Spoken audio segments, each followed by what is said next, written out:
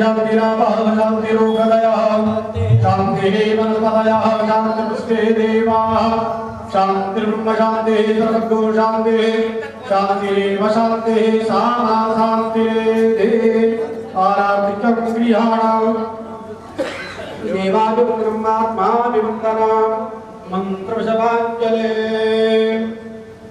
हरि ओम जगदेन जगन्मयं तदेवा स्थानि धर्माणि प्रथमान्यासन्ना तेहनाका महिमाना सचन्त तत्र पूर्वे साध्याः सन्ति देवा हरि ओम एकदन्ताय विद्महे वक्रतुण्डाय धीमहि तन्नो दन्तिः प्रचोदयात् हरि ओम गिरिसुताय विद्महे शिवप्रियायै च धीमहि तन्नो गौरी प्रचोदयात् हरि ओम तत्पुरुषाय विद्महे महादेवाय धीमहि तन्नो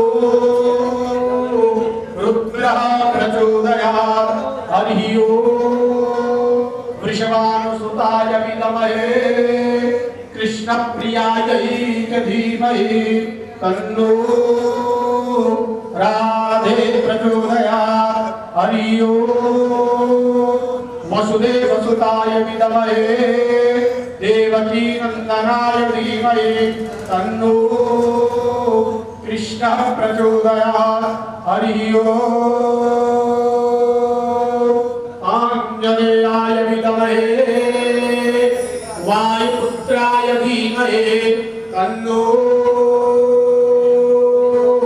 हनुमान् प्रचोदयात् नाना सुगन्धि पुष्पाणि यथा कालो भवानि च पुष्पाञ्जलिर्मयादत्तं क्रियाणां परमेश्वर ओम भूर्भुवः स्वः भगवते शाम्ब सदाशिवाय नमः शिवमहापुराणाय नमः मन्त्रपुष्पाञ्जलिं समर्पयामि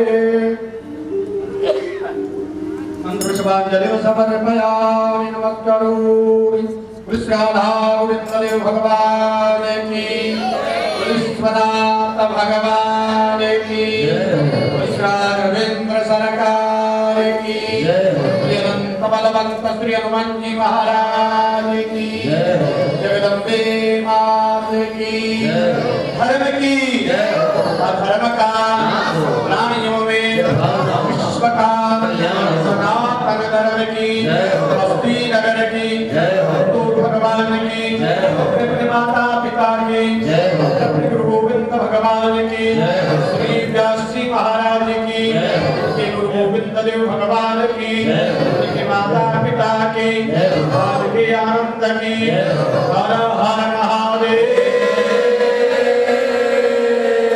नमः पार्वती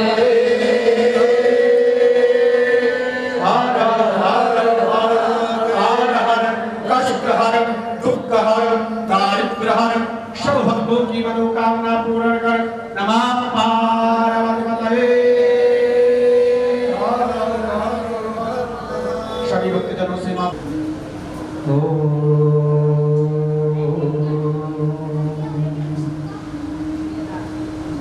स्वस्ति श्री गणेशाय नमः स्वस्ति श्री मातृपितृ गुरुचरण कमलेभ्यो नमः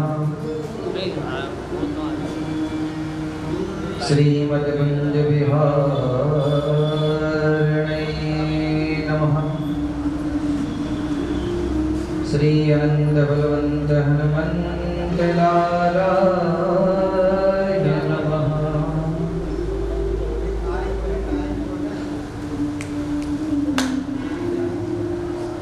सच्चिदानंद रूपाय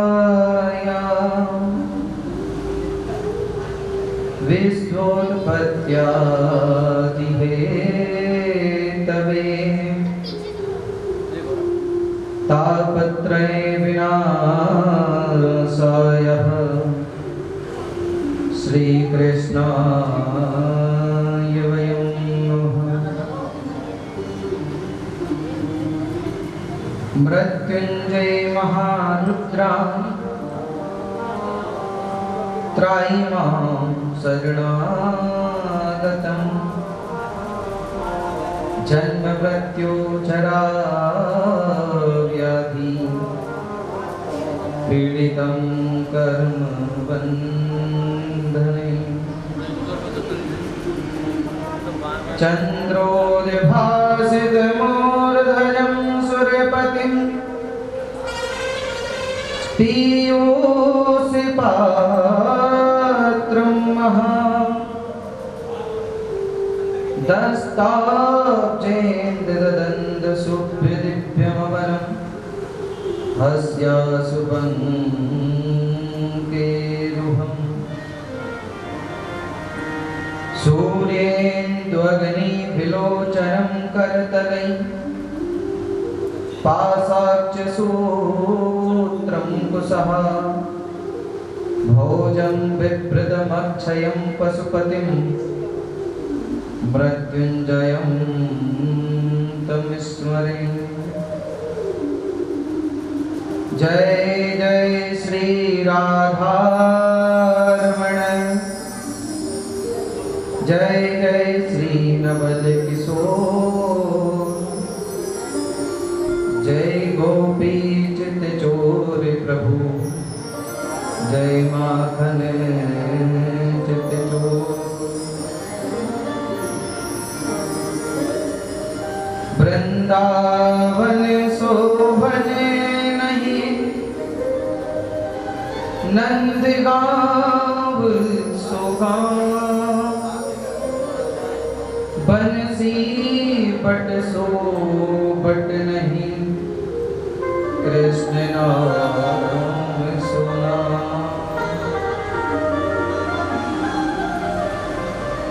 जिनके सुंदर नाम से पूर्ण हो सबका ऐसे दीन दयाल को बारंबार प्रणाम।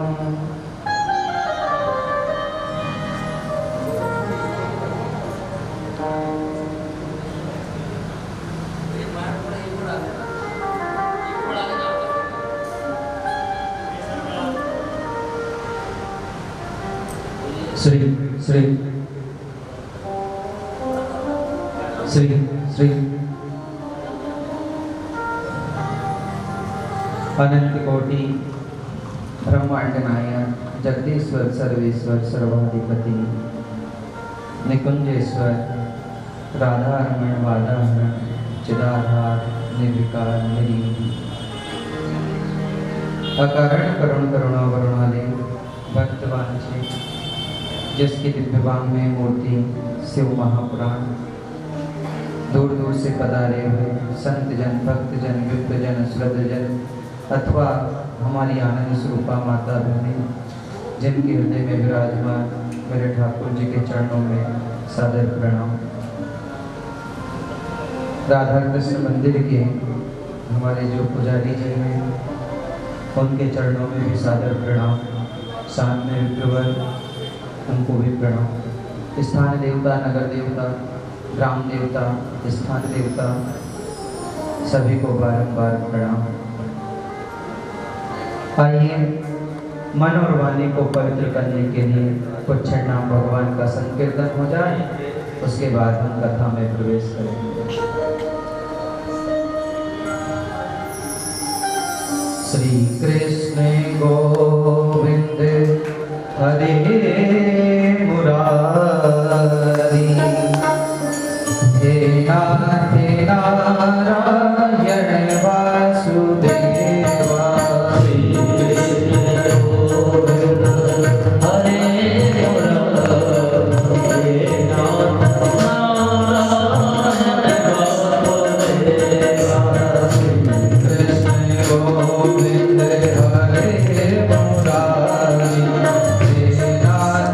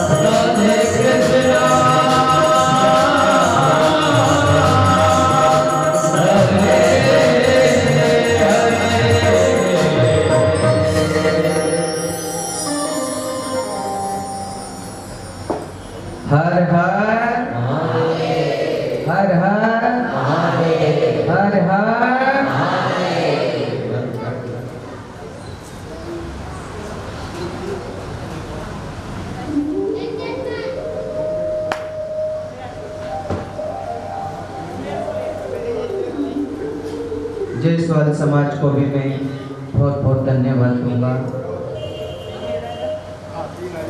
बड़ी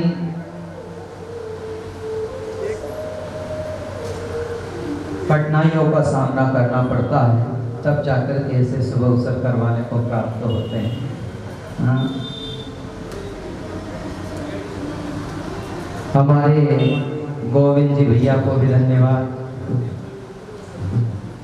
कमल किशोर जायसवाल जी को भी बहुत बहुत धन्यवाद, वेद प्रकाश जायसवाल उनको भी बहुत बहुत धन्यवाद, महेश चंद्र जी, अशोक कुमार और हमारे विजय शंकर जी चाचा जी उनको भी बहुत बहुत धन्यवाद, धर्म सिंह जी और सुभाष गोपालिया, समस्त जायसवाल समाज को मैं पुनः व्यासपीठ से धन्यवाद दूंगा। एक बार जोर से हो जाए हर हर हर हर महादेव।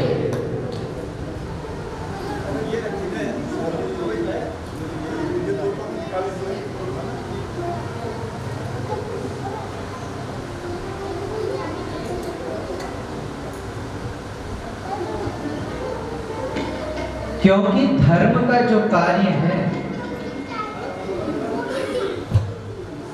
ठेला देखो आपने, सब्जी फल फ्रूट लगाते हैं, और ठेले को धक्का दो और फिर रुक जाता है, फिर दबाओ फिर रुक जाएगा, फिर दबाओ फिर रुक जाएगा। इसी प्रकार से कलयुग में धर्म का भी काम हो गया है। जिनके पास जाओ चंदा लेने के लिए वो एक ही बात कहते हैं, जब तुम्हारे बस की नहीं थी तो फिर क्यों कथा करवा रहे हो? हाँ?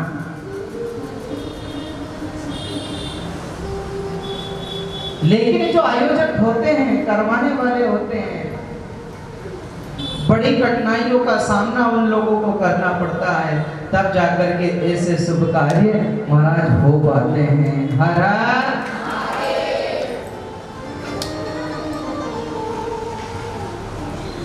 मनुष्य पैसा हर जगह खर्च कर सकता है। बेटे बेटी की अगर शादी है तो उसमें लाख रुपए, 10 लाख, 50 लाख, करोड़ रुपए उसमें खर्च कर देगा।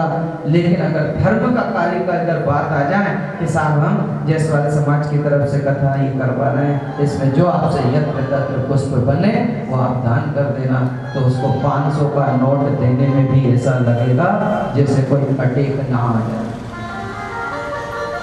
बोलो।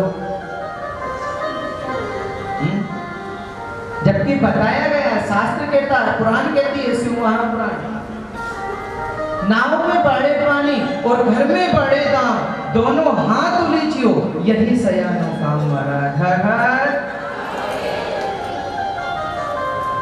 नाव किसी नदी में या तालाब में सैर कर रहे हैं, नाव में बैठ करके, अगर नाव में पानी भरने लगा तो मनुष्य का कर्तव्य अगर उस पार होना है तो उस जल को बाहर फेंकना पड़ेगा। इसी प्रकार से घर में धन अगर चाहिए तो धन की सुरक्षा दान से बताई गई है महाराज। किससे? बोलो। धन की सुरक्षा दान से बताई गई है। भगवान कहते हैं अगर तुझे मुक्ति चाहिए तो 1 रुपया दान मत करना, लेकिन तुझे धन अगर चाहिए तो उसमें से तुझे दशांश दान करना ही पड़ेगा महाराज। एक बार और हो जाए हर हर। प्रेम से बोलेंगे हर हर हर हर। तो जो आयोजक हैं, कम से कम अगर अपन दे ना पाएंगे, हाँ? अगर अच्छा हम नहीं कर सके कोई बात नहीं, बुरा करने का भी हमारा कोई दायित्व नहीं बनता महाराज। कि बनता बताओ? हाँ? आजकल लोग ये जरूर करते हैं, अच्छा तो करते नहीं है, बुरा जल्दी कर देते। बोलो। तो मेरे ठाकुर कहते हैं चाहे लाख लोग तुम्हारे संसार के लोग बुरा करना चाहे, लाख बुरा करना चाहे, पर मेरे ठाकुर जी की शरण में, मेरे भोलेनाथ की शरण में आ जाना, कभी वो तुम्हारा बुरा नहीं होने देता। उसके ऊपर विश्वास रखना, उसके ऊपर श्रद्धा रखना। और आज हमें उसके ऊपर विश्वास नहीं है। उसके ऊपर आज हमें विश्वास नहीं है। हम चाहते हैं सिर्फ हमारी मनोकामना को लेकर के। और भगवान अच्छा दुख किसको देता बताओ? सबसे ज्यादा दुखी कौन होता है?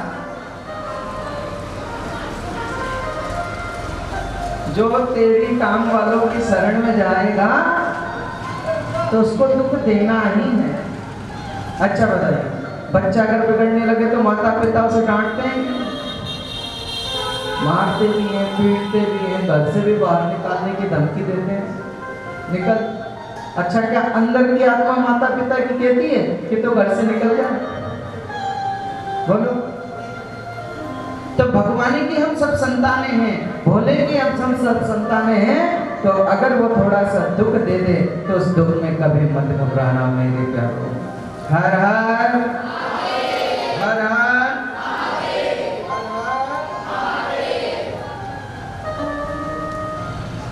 आइए परमात्मा की कृपा से द्वितीय दिवस मध्याह्नकालीन मेला में शिव महापुराण की कथा हम सब सुनने के लिए यहाँ एकत्रित हुए हैं। अच्छा, समय पे ऐसा जरूरी नहीं है। जिसने कलश उठाए हैं तो 9 दिन तक फिर कथा भी तो सुनना चाहिए ना। बोलो, आज कौन कौन लेके आए अपने साथ कथा में सुनने के लिए? किसी को लाए? हाथ खड़े करो।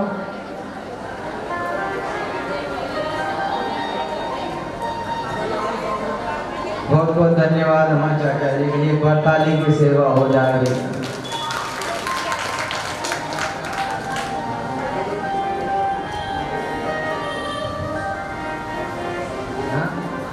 अच्छा, भगवान से मिलना है क्या? कौन कौन चाहते हो मिलना? तो उसके लिए क्या करना पड़ेगा? जो करते रहोगे भजन धीरे धीरे मिल जाएगा वो सजन धीरे धीरे हो। जो करते रहोगे भजन धीरे धीरे, भजन धीरे धीरे तो मिल जाएगा वो सजन धीरे धीरे।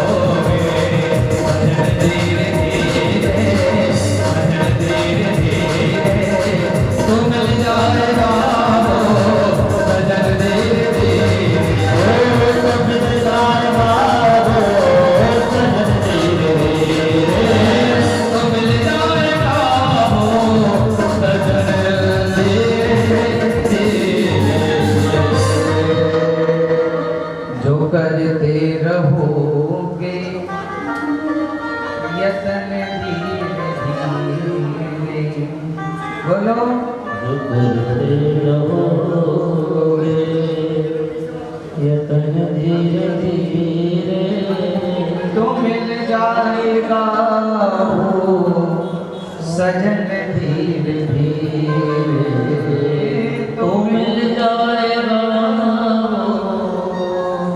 सजन धीरे धीरे। बताओ हम क्या कमाते हैं? हाँ? रोज थोड़ा थोड़ा पैसा इकट्ठा करके इतना खुश होते हैं कि आज मेरे अकाउंट में 50 लाख हो गया, आज मेरे अकाउंट में 2 करोड़ हो गए। ऊपर वाला हंसता, ये रुपया देख देख करके खुश हो रहा है और इसे पता नहीं चल रहा है कि मृत्यु का ग्रास होता चला जा रहा है। काल व्याध मुखर ज्ञान ग्रासा उत्रासा निर्वाण सा हे तब। कभी भी संसार में कितना भी दुख आए, कितना भी दुख आए, कभी घबराना नहीं। भगवान से मांगो। कल की भी कथा में हमने यही देखा कि दुख मांगा, परमात्मा से दुख मांगा।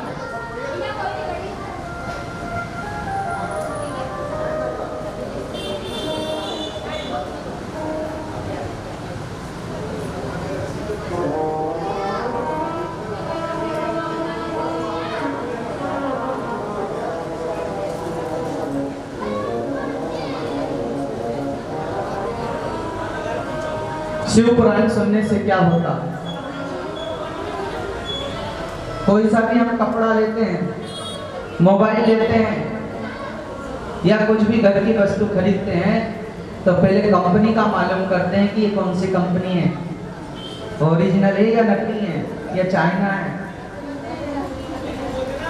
तो विश्वास कैसे किया जाए कि शिव पुराण ही सर्वोपरि है? हाँ? कैसे विश्वास करेंगे? तो शिव पुराण के 30वें अध्याय में एक कथा आती है।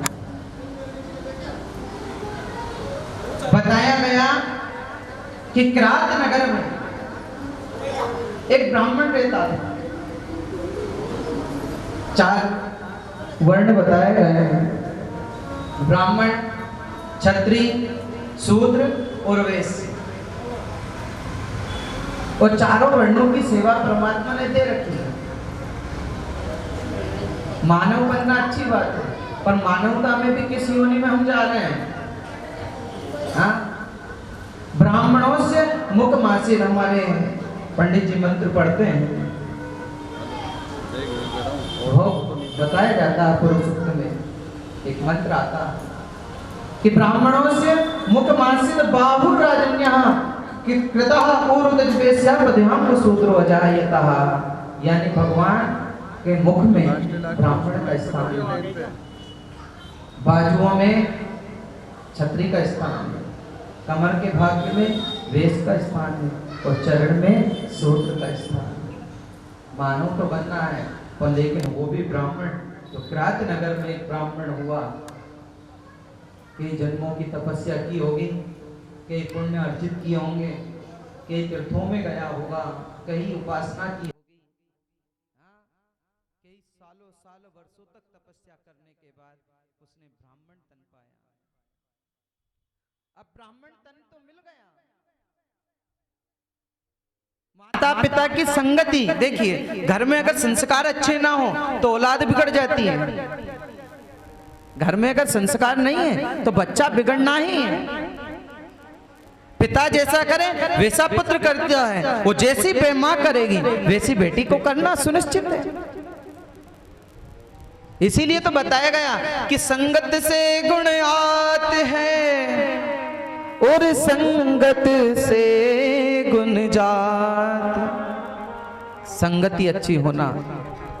बेटा कहाँ जा रहा है उसे बचपन में ही सुधारा जा सकता है। जैसे वृक्ष लगाया, पौधा लगाया, अब पौधा जब लगाया है तो धीरे धीरे बड़ा होने लगा, अब बड़ा होने लगा तो तिरछा जा रहा है, टेढ़ा बढ़ जा रहा है, तो अब उसमें एक सहारे की आवश्यकता है।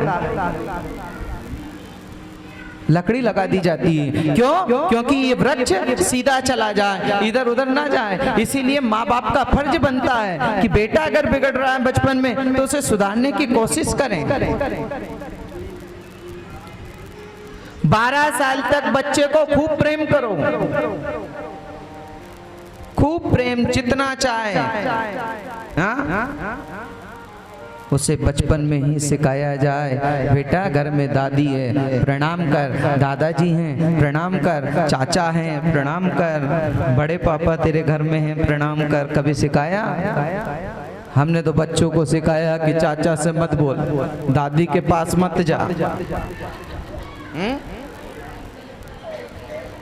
बोलो, यही सिखाया ना।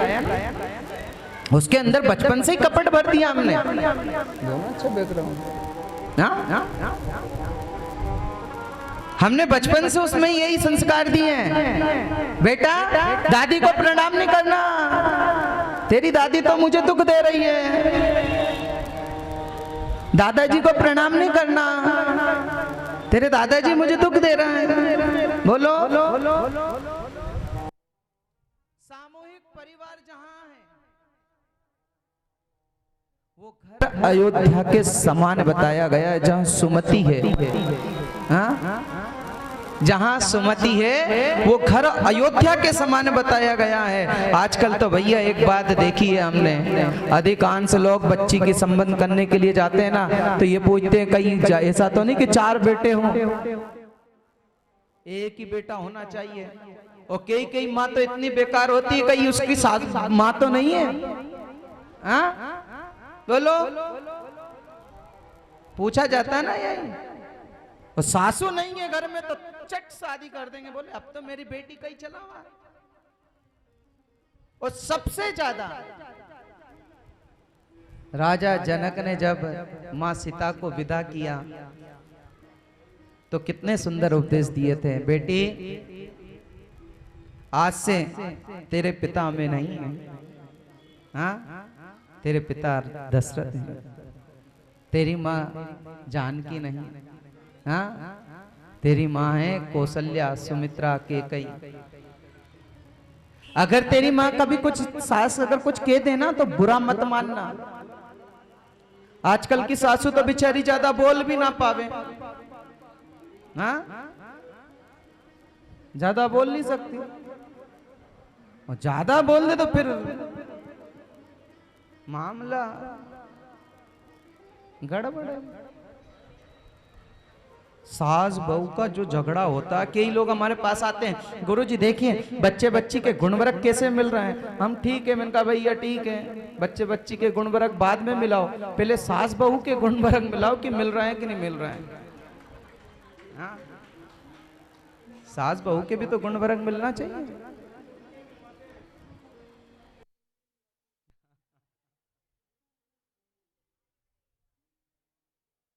एक बार क्या हुआ, पहले के जमाने में मोबाइल नहीं था, पत्र चलते थे, तार आते थे। तो एक बहू, नई बहू घर आई थी, उसके मायके से पियर से पत्र आया।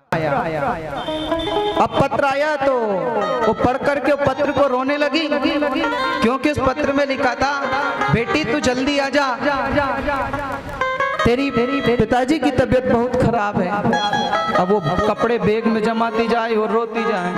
अब सासू ने सोचा कि क्या मालूम कहाँ जा रही है, पूछा बहू कहाँ जा रही हो। उन्होंने कहा मेरे पिताजी की तबीयत खराब है तो इसलिए मैं मेरे पियर जा रही हूँ मायके।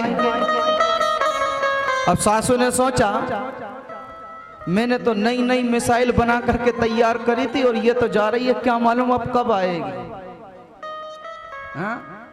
होता है ना, सास बहू जब लड़ती हैं, घर में रहती हैं, लड़ती भी नहीं है तो कुत्ती निकलेगी तो कुत्ती को गाली बकेगी, बिल्ली निकल रही है तो बिल्ली को गाली बकेगी।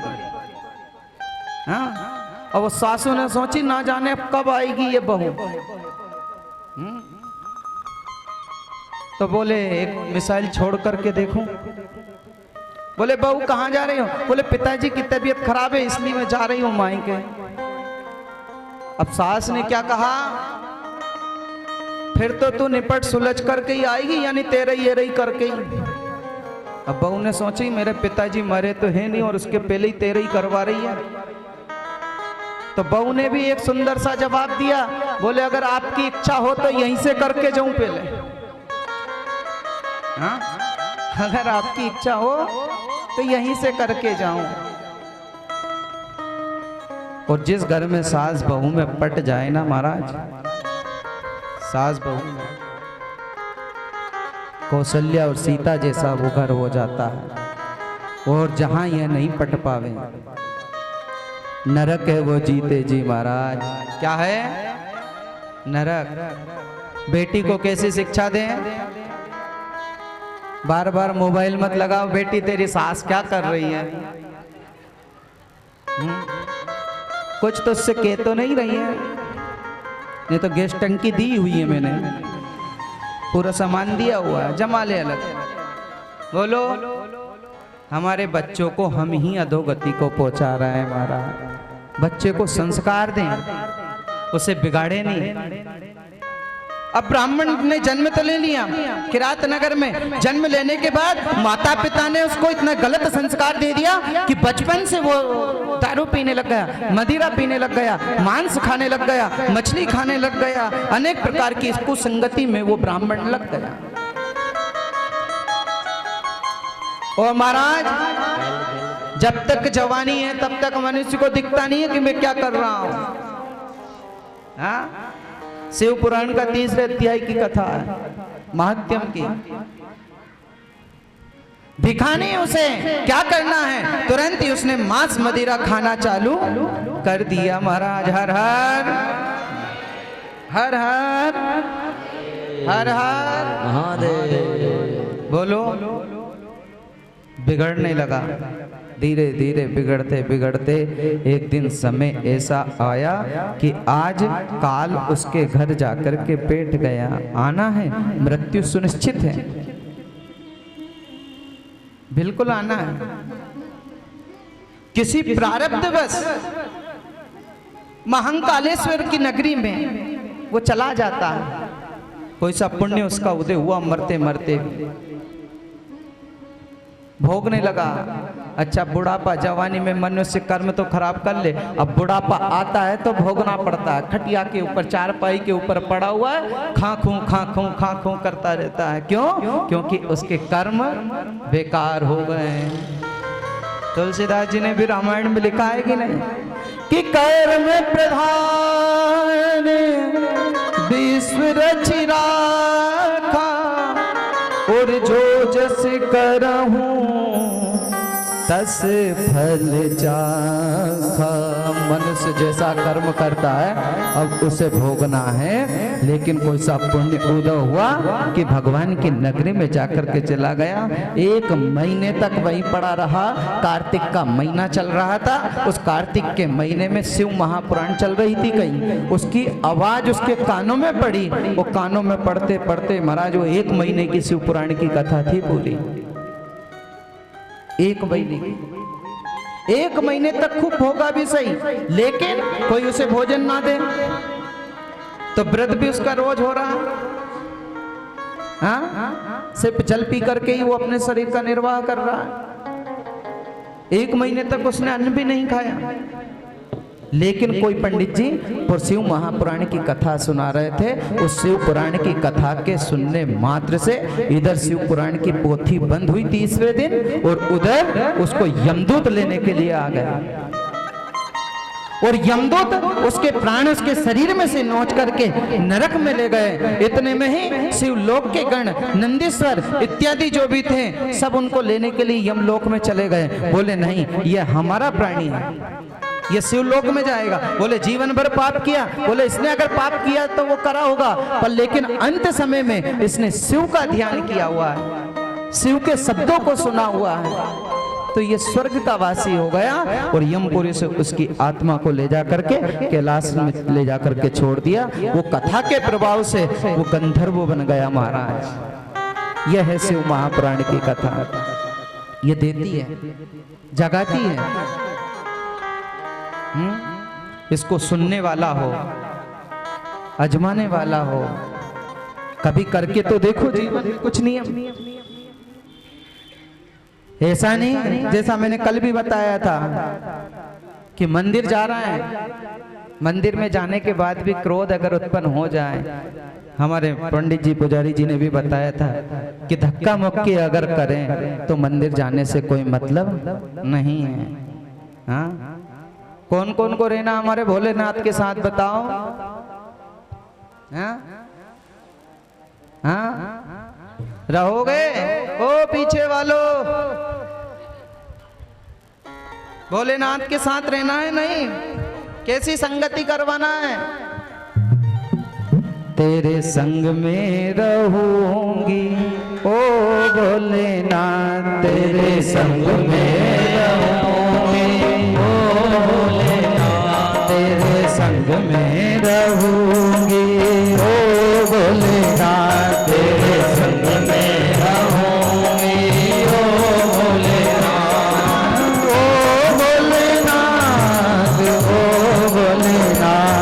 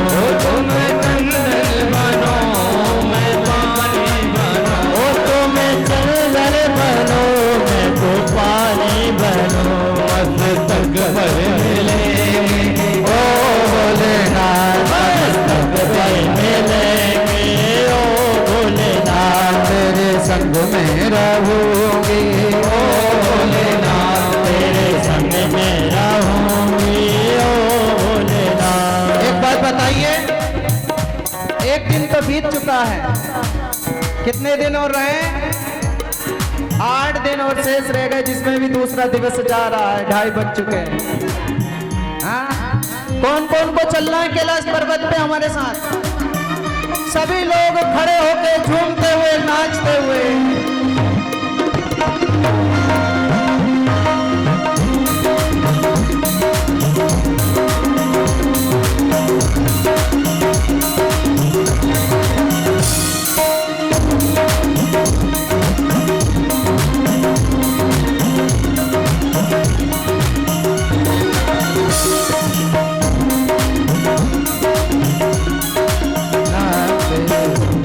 रहूंगी ओ भोलेनाथ, तेरे संग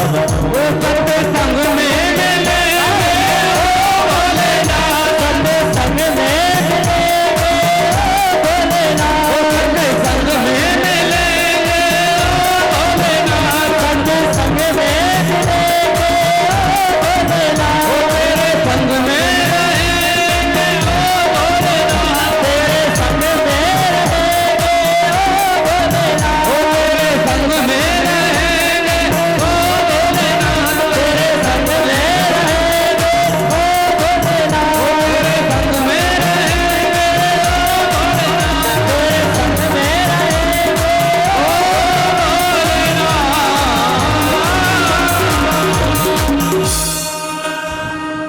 बोलना पड़ेगा हर हर महादेव।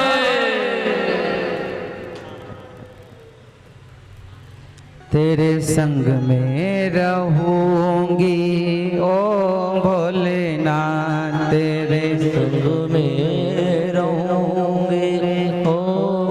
सभी बोले मेरे साथ, तेरे संग में रहूंगी ओ भोलेनाथ, तेरे संग में रहूंगी ओ भोलेनाथ, ओ भोलेनाथ, ओ भोलेनाथ, ओ भोलेनाथ, भोलेनाथ, तेरे संग में रहूंगी ओ भोलेनाथ, तेरे संग में रहूंगी ओ भोलेनाथ। मैं तो बेटी थी गंगा किनारे, मैं तो बैठी थी गंगा किनारे, मैं तो बेटी थी गंगा किनारे, मैं तो बैठी थी गंगा किनारे।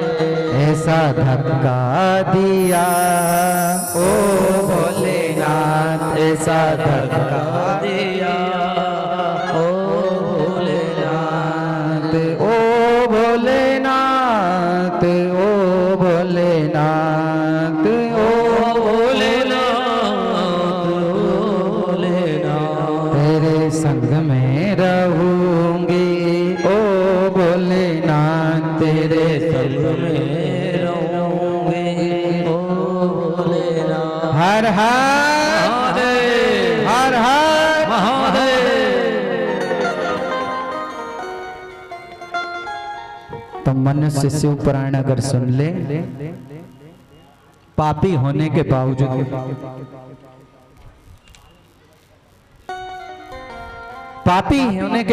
भी जीवन भर पाप किया, लेकिन अंत समय उसकी मुक्ति हो गई खाली शिव पुराण के सुनने मात्र से। बताओ, जिसने माता पिता पत्नी बच्चों को सबको छोड़ दिया और उसके बाद अंत समय उसने शिव पुराण सुनी और शिव पुराण के सुनने मात्र से वह शिवलोकवासी हो गया।